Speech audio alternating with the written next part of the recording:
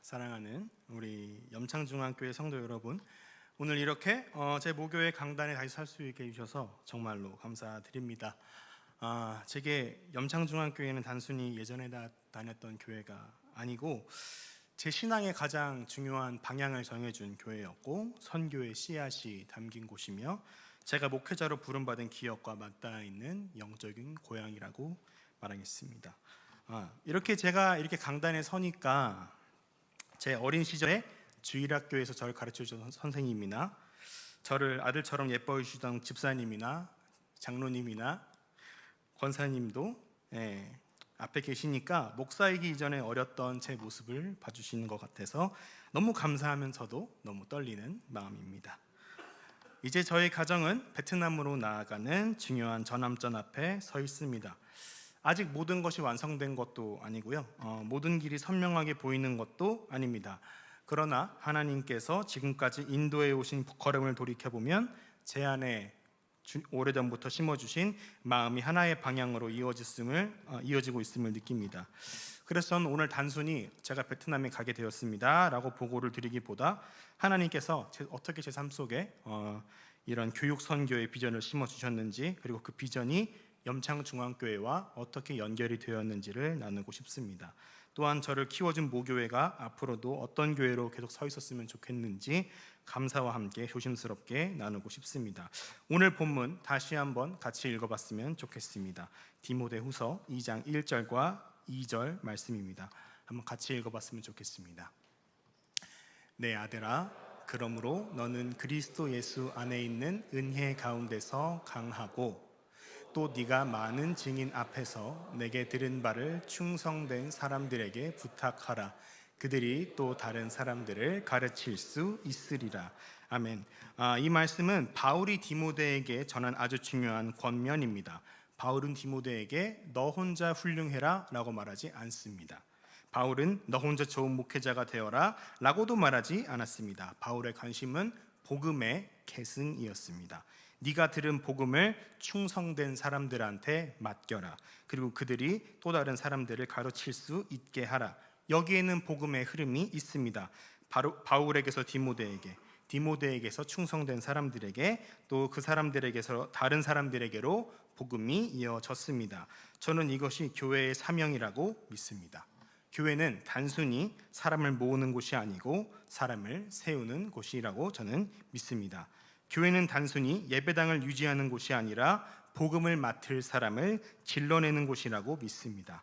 그리고 저는 제 삶 속에서 말씀을 이렇게 받아들이게 되었습니다. 목사를 만드는 목사, 사람을 세우는 목회자, 복음을 맡을 사람을 길러내는 교회, 이것이 저희의 목표가 되었습니다. 제가 처음 이 교회에 오게 된 순간을 기억하는데요, 전 처음 중학교 때부터 이 교회를 다니기 시작했습니다. 그때 그 전에 저는 강변 힐스테이트 쪽에 지금 있던 신석교회라는 교회에서 저는 처음 믿음을 가지게 되었습니다. 그곳에서 저는 정말 행복했습니다. 정말 작은 교회여서 같이 수련회 가고 같이 캠프 가고 같이 이런 집회들도 하면서 정말 가족같이 지냈던 것 같습니다. 그런데 저는 제가 태어날 때부터 다니던 그 교회를 떠나야만 했습니다. 왜냐하면 그 교회가 불미스러운 문제로 문을 닫게 되었기 때문입니다. 어린 마음이었지만 그 일은 저에게 있어서 정말 큰 상처였습니다. 단순히 교회를 옮긴 일이 아니었고 제 신앙의 세계가 흔들리는 일이었습니다. 그때 저는 하나님한테 많이 물었습니다. 하나님, 왜 교회 안에서 이런 일이 벌어졌습니까? 하나님, 왜 은혜를 끼쳤던 목회자가 이런 일을 벌입니까? 하나님, 왜 그런 사역자를 허락하셔서 많은 성도들이 아파하게 두십니까? 더 혼란스러웠던 것은 저는 그 목사님에게 은혜 받았던 기억도 있었다는 것입니다. 처음부터 악하게 보였던 사람이었다면 오히려 덜 혼란스러웠을지 모릅니다. 그런데 분명 저는 은혜를 받았고 말씀을 통해 감동도 받았는데 어떻게 그런 일이 가능할까 하는 질문이 제 마음을 아프게 했습니다. 그때 제 안에는 교회에 대한 억울함이 많이 있었고 하나님에 대한 질문도 많았습니다. 그런데 하나님은 그 상처의 자리에서 저를 내버려 두지 않으셨습니다. 그 자리에서 처음으로 제게 부르심을 주셨습니다. 제 마음에 이런 응답이 들렸습니다. 네가 목사를 만드는 목사가 되어야 한다.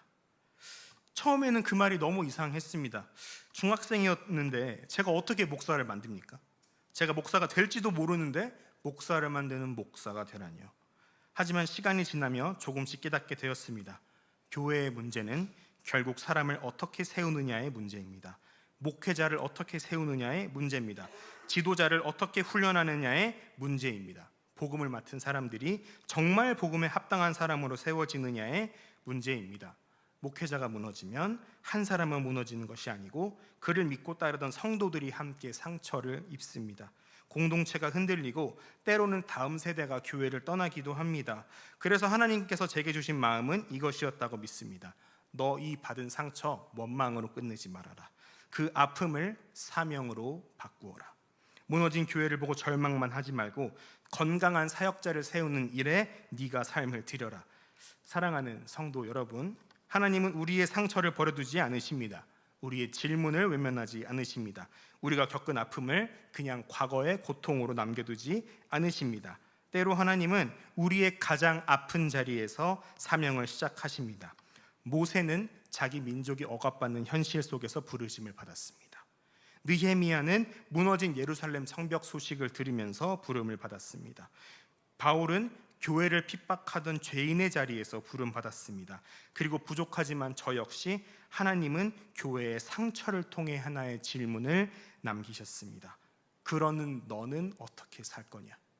그러는 너는 어떻게 행동할 거냐를 물어보셨습니다. 그렇게 고민하던 시기에 염창중앙교회 안에서 제 마음을 움직인 일이 있었습니다. 그때 바로 저희 교회가 필리핀에 다바오 비전 대학을 세우고 있다는 얘기였습니다. 그 당시에 저는 중학생이었거든요. 처음에는 이해가 되지 않았습니다. 왜 교회가 외국에 대학을 세우지?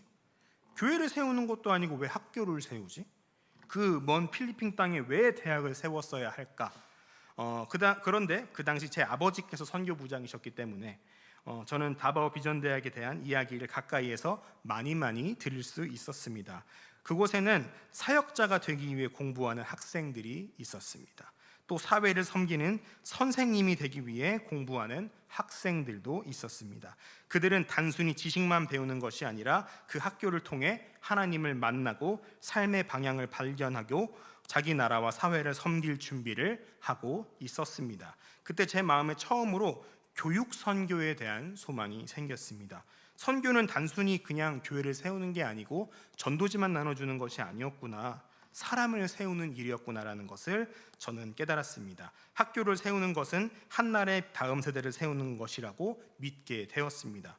그래서 저는 비전 트립으로 다바오 비전 대학을 방문한 적도 있고 학생들을 만나고 학교를 보고 우리 교회를 통해 하나님께서 어떤 일을 하시는지 직접 봤습니다. 또 이제 우리 원로 목사님이시죠, 김원선 목사님께서 설교하실 때 영어로 통역을 하기도 했고, 다바오 비전 대학 졸업생들이 한국에 견학을 왔을 때 통역으로 섬기며 그들과 관계를 맺기도 했습니다. 그 경험들은 제게 단순한 청소년 시절의 추억이 아니었습니다. 하나님께서 제 안에 심어주신 비전의 조각들이었다고 저는 믿습니다. 저는 그때 알게 되었습니다. 교육은 사람을 바꿉니다. 교육은 한 세대를 바꿉니다. 그리고 복음이 담긴 교육은 한 나라의 영적 미래를 바꿀 수 있습니다. 저는 우리나라 역시 그 은혜를 받은 나라라고 믿습니다. 구한 말부터 일제강점기에 이르기까지 많은 선교사님들이 이 땅에 들어왔습니다. 그분들은 교회만 세운 것이 아니었습니다. 학교를 세웠습니다. 병원을 세웠습니다. 여성들을 교육했습니다. 가난한 사람들에게 배움의 길을 열어주었습니다. 그들이 세운 학교와 병원은 단순한 근대화 시설이 아니었고 복음의 정신이 있었습니다. 하나님 앞에서 모든 사람이 존귀하다는 믿음이 있었습니다. 배움을 통해 한 사람의 삶을 세우고 한 사회를 건강하게 만들고자 하는 마음이 있었습니다. 저는 그 염창중앙교회가, 우리 교회가 다바오 비전대학을 세운 일이 바로 그런 선교의 흐름 위에 있다고 믿습니다. 그때 여러분 아시겠지만 그때 저희 교회 형편이 넉넉해서 그 일을 한 거 아니었잖아요. 상황이 완벽했기 때문에 한 거 아니었잖아요. 오히려 사람의 눈으로만 보면 쉽지 않은 일이었습니다. 그러나 하나님께서 하셨습니다. 하나님께서 마음을 주셨고 길을 여셨고 사람을 보내셨고 필요한 것을 채우셨습니다. 할렐루야. 그리고 지금도 그곳에서 학생들이 배우고 있습니다. 그 역사는 제게 한 가지를 가르쳐 주었습니다.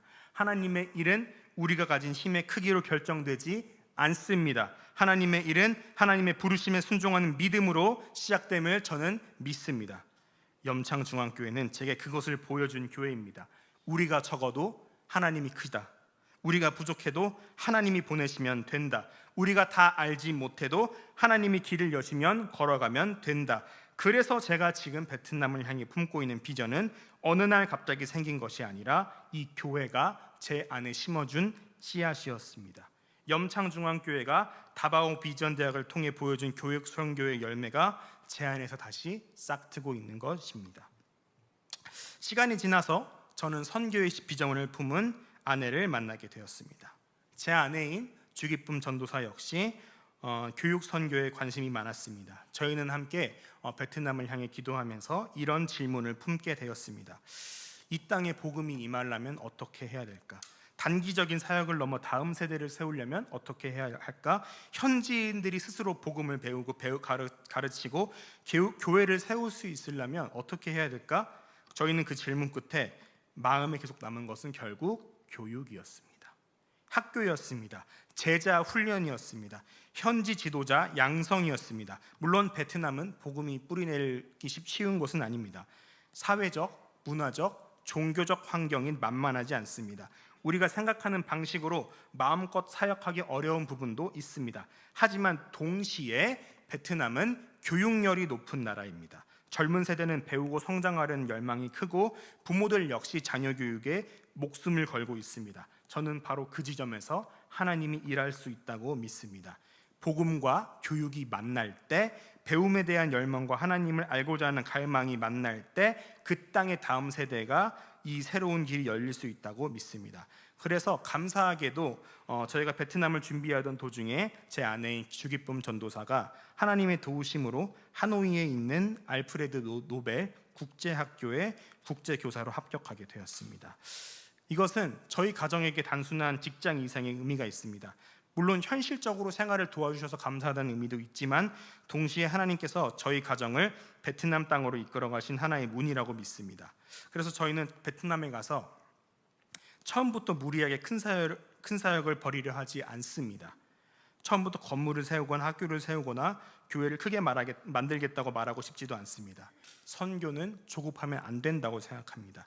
특히 한 나라와 한 민족을 섬기는 일은 더욱 그렇습니다. 먼저 배우고 듣고 관계를 맺어야 합니다. 그 땅의 언어와 문화를 존중해야 합니다. 그들의 필요를 우리의 방식으로 단정하지 않고 삶 속으로 들어가야 합니다.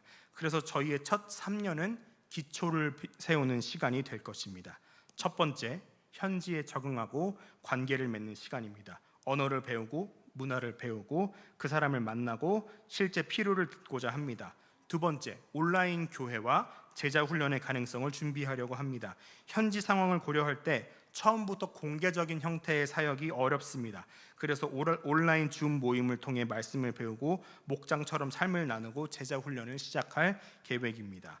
세 번째, 현지 청년들을 세우는 일에 집중하려고 합니다.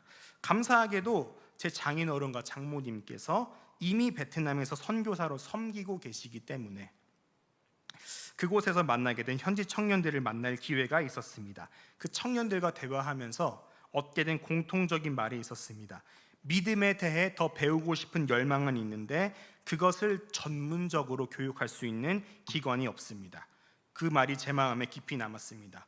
열망은 있는데 배울 곳이 없습니다. 믿고 싶은 마음은 있는데 훈련받을 구조가 부족합니다. 제자가 되고 싶은 마음은 있는데 지속적으로 가르치고 세워줄 기관이 부족합니다. 그래서 저는 처음부터 아주 작은 모임에서 시작하고 싶습니다. 가르치고 기도하고 삶을 나누고 그 안에서 정말 하나님의 제자로 살기 원하는 친구들을 세워서 그들 중 정말 더 깊이 배우고 헌신하기 원하는 사람들은 한국이나 아니면 다바오 비전대학과 같은 교육기관과 연결해주고 싶습니다. 장기적으로는 베트남 땅에 학교를 세우고 싶은 비전이 있습니다. 이것은 당장 이룰 수 있는 일이 아닙니다. 오랜 시간이 필요하고 많은 준비도 필요하고 하나님의 분명한 인도하심이 필요합니다. 그러나 전 어느 날 이 비전이 갑자기 생긴 개인적인 야망이라고 생각하지 않습니다.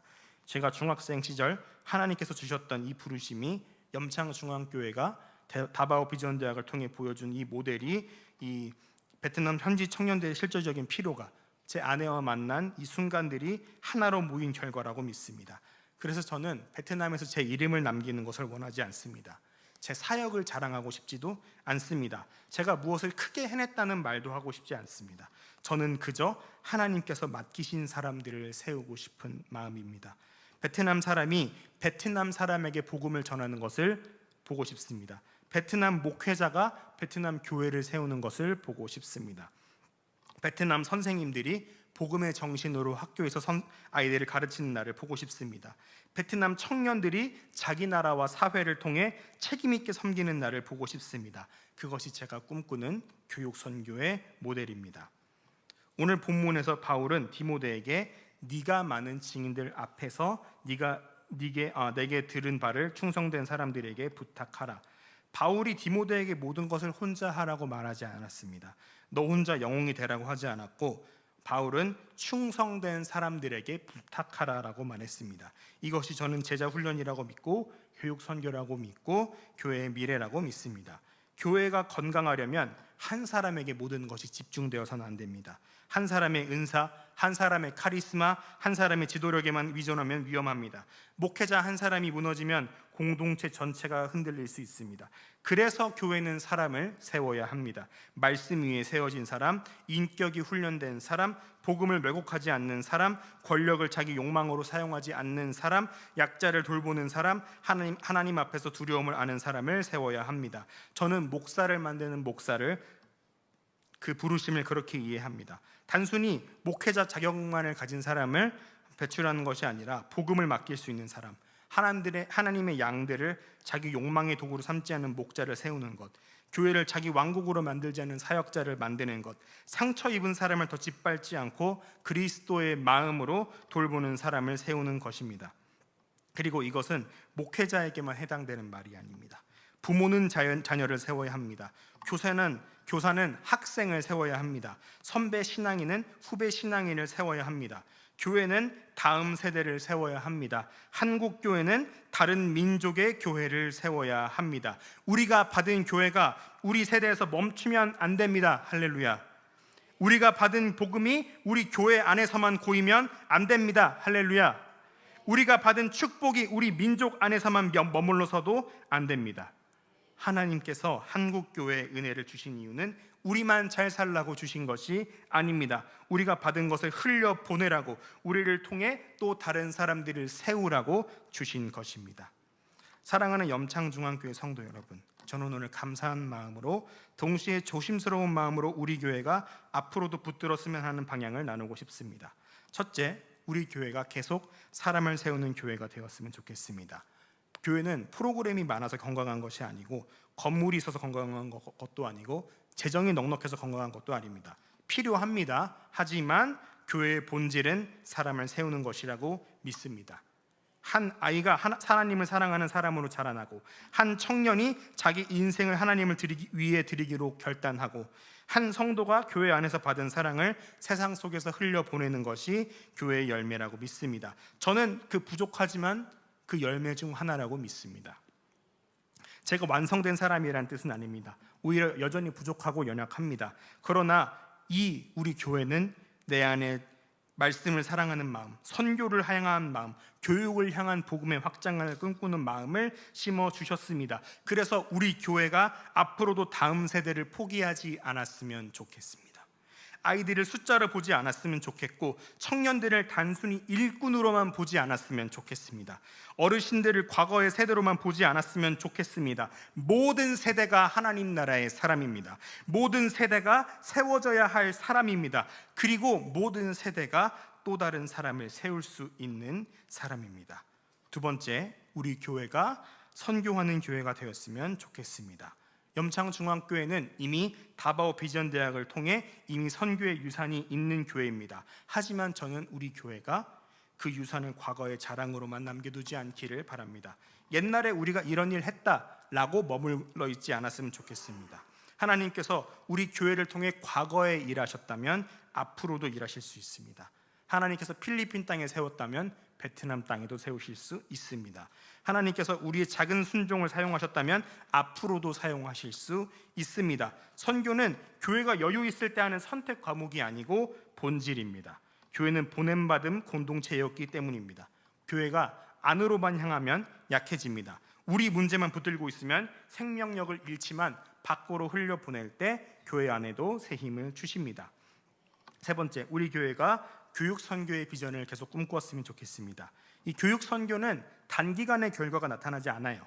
학교를 세우거나 사람을 가르치거나 지도자를 길러내는 일은 시간이 오래 걸립니다. 인내도 필요합니다. 눈에 보이지 않습니다. 하지만 사람을 세우는 일만큼 오래가는 선교는 없습니다.